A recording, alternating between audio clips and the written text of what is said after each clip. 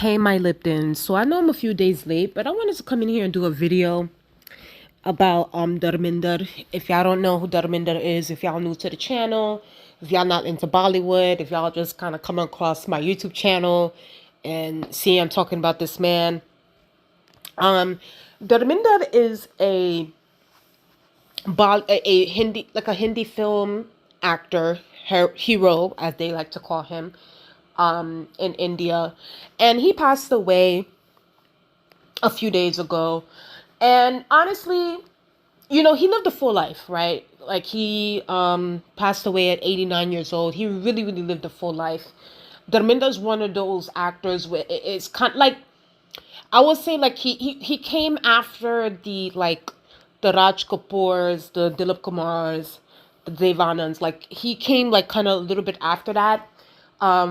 But he was in the industry long enough where Amitabh came into the picture, Ragesh Khanna, and all those different things. So Dharmendra's been in the industry for a very long time. He was considered the He-Man of Bollywood. He was, celebrated for his good looks. He made some blockbuster films.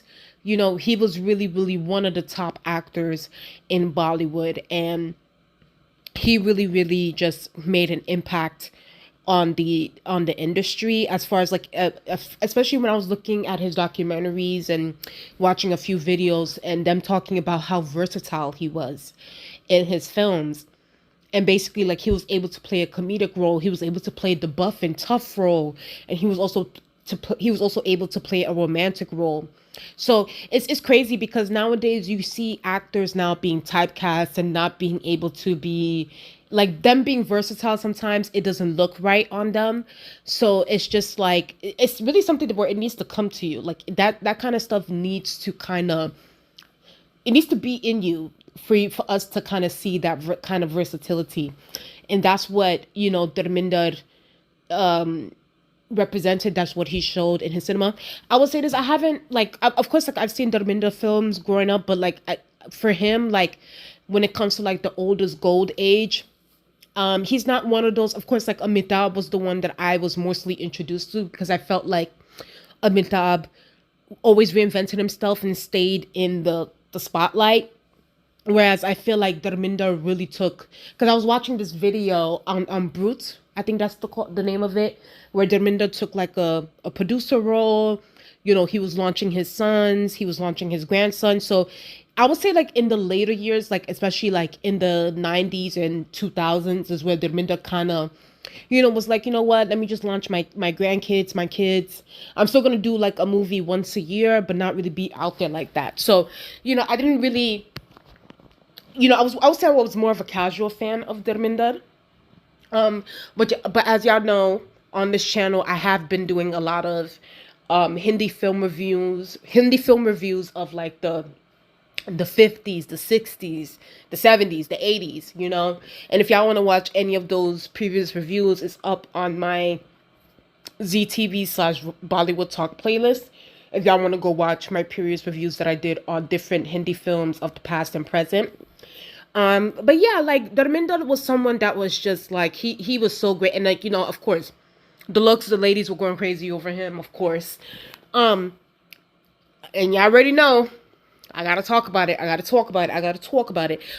before I talk about it, I was talking to my dad about this, and this made absolutely no sense to me. But apparently my dad was telling me that, like, and I don't know how true this is, but that Dharmendra's family rushed to get Dharmendra's, when he passed away, to go get him cremated, because apparently they didn't want, because Dharmendra, okay, let's just kind of incorporate everything.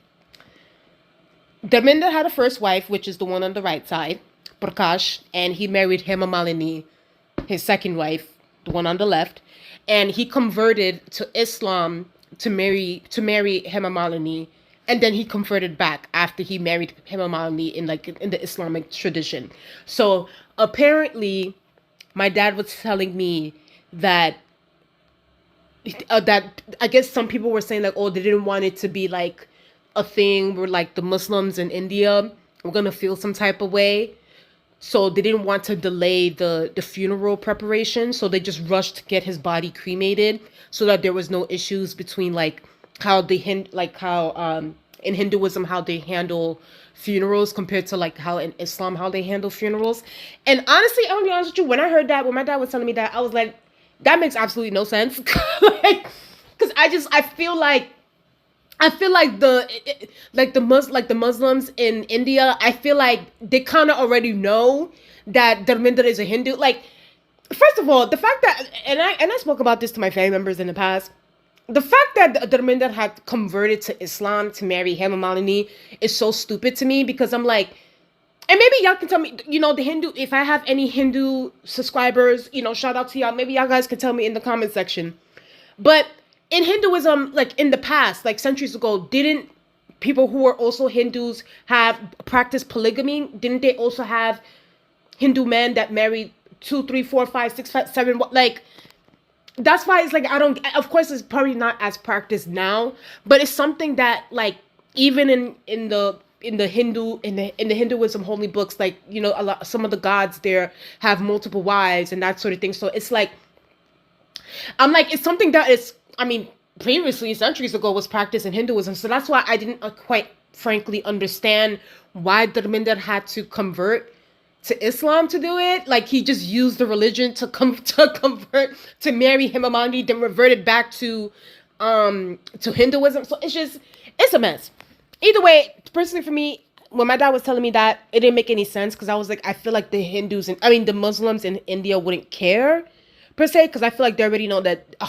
I mean, if it wasn't clear already, clearly, Dharmendra is a Hindu now, and he's clearly stated that he's reverted back to Hinduism after he converted to Islam to marry Hemamalini. So, and he was just using the religion. So I personally don't think that that was the reason why. I just think that they probably just wanted to get the funeral preparations in. And if by any chance, by that 1% chance that is true, that the old family felt that way, they're being ridiculous. Like, I promise you, I think that, like, I don't think the Muslims in India would have felt any kind of way about that.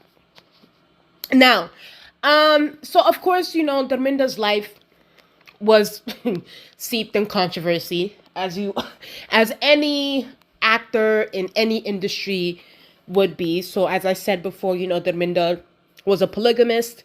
He had 2 wives. His first wife, Prakash, she is someone that, it was an arranged marriage. So his marriage was arranged with her. They got married when they were like, I think 19 or 20 years old, when he was living in the village. So let me just say this, Prakash, his first wife held him down, like, started from the bottom is what I'm talking about, okay? Like, she was with this man, she stood by this man when they were at the village, okay? When they were at the village, when he was no actor, when he didn't have any money or anything like that, she held him down. She supported him to reach his dream and to become an actor. So, obviously, when Dharmendra made it in Bollywood and became a huge star, they started pairing him with Hemamalini, his second wife. And that's where, Dharmendra and Hemamalini were fooling around, I guess you could say. And it was we can't say that it wasn't out there and it wasn't public, and the fact that nobody talks about it, because it's not like Dharmendra, first of all, this is not Dharmendra's first offense, because this is not talked about as much, but Dharmendra did also have an affair with Meena Kumari. So that's something that's not really talked about as much, because of course, I can understand it too, because Hemamalini is the one that he married. But like, he did also have an affair with Meena Kumari as well. But no, because of, like, the audience really liking the pairing between Hemamalini and Dharmendra, they were always the casting directors and everybody like that, they were always putting them in films.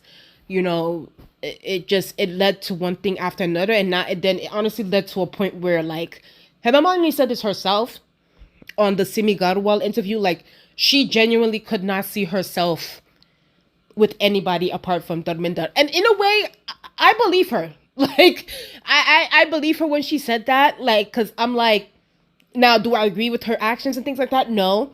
But, and We can't act as if they didn't try. Listen, hemamalini's family tried their hardest to get her away from Dharmendra. Oh my God, they tried. They tried to get her married to Jitendra. Sanjeev Kumar tried to get married to her. It's just, they tried their hardest to separate these two, but Hema and Dharmendra said, no ma'am, we gonna get married, okay? So, yeah, like they, it was years. It took a long time before they got married. Like I think they said 10 years that when they were like kind of sneaking around with each other. It took 10 years before, I think in 1980 or 1981 is when they officially tied the knot. And it caused a controversy. It caused a lot of controversy. One, because Dharmendra used, and Hemamalini as well, they both used Islam to get married instead of, which personally for me, like I said before, I feel like they just should have stayed Hindus and married. Like, I feel like in Hinduism, like, yes, it might not be practiced, especially at that time, as much, but like there was clearly people who had multiple wives at the, like, when you look at like the Hindu holy scriptures and that sort of thing. So it's like, I just felt like it was foolish for them to even do that, but they did it. They reverted to Islam, then converted back to Hinduism once they got married, because they felt like they couldn't get married without through Hinduism. So they converted to Islam to marry, and then went back to being Hindu. And apparently, I was just reading this. Apparently, Hema Malini and the first wife never had any contact with each other. Like, since then, like, she even talked about it in interviews where she was like, I don't want to, like, overstep my boundaries when it comes to, like, his first family. Like, I never want to pull him away from his first family and his children from his first family. So I was like, girl, I guess that's maybe the least that you can do, because, I mean, the bare minimum would have been to, once you found out that he was married, to not even mess with him to begin with. But you made your decision. But yeah, like they never really had contact with each other. I also read another thing where, and he ended up having 4 children with his first wife and had 2 children with Hema Malini. And apparently, I read this, one of Hema Malini's daughters, Isha. So she's never met her stepmother, her Dharmendra's first wife. So apparently one of the family members got sick, I think her cousin, and he was being treated at Dharmendra's first wife's house. So, but the thing is, Hema Malini's daughter, Esha, has never been there. Like, never been to her stepmom's house.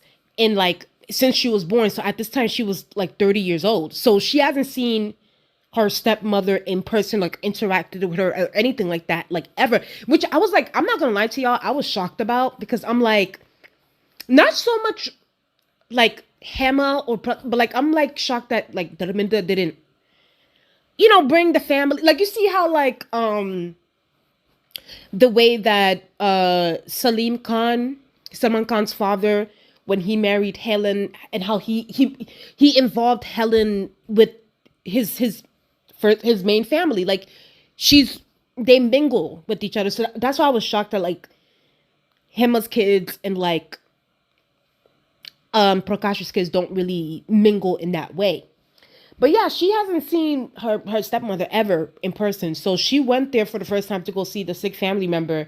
And that was the first time she saw her stepmom, and she, touched her feet, and the stepmom gave her blessings before the stepmom left the house, left the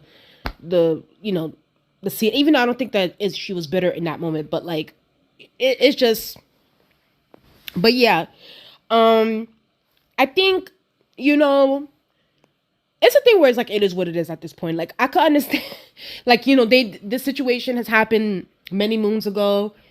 I think Prakash, she did an interview back in like, I think this was a while ago, maybe 1988 or something like that. I was reading this article. I don't know how true this is too.